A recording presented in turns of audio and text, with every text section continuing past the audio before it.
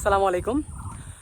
Cycling করতে করতে রামসাগরে এক ভাইয়ার সাথে দেখা। ভাইয়া আমাদের দিনাজপুরের গেস্ট। তো ভাইয়া ঠাকুরগাঁ থেকে 64 জেলার উদ্দেশ্যে রওনা হয়েছে। তো ভাইয়ের সাথে একটু পরিচয় হবো। আসসালামু আলাইকুম ভাইয়া। ওয়ালাইকুম আসসালাম। ভাইয়ার নাম? আমার নাম হচ্ছে অপুদেব। আমার বাসা হচ্ছে ঠাকুরগাঁও জেলায়। তো দিনাজপুর জেলা আমার হচ্ছে প্রথম, এরপরে আমি অন্যান্য জেলায় যাব।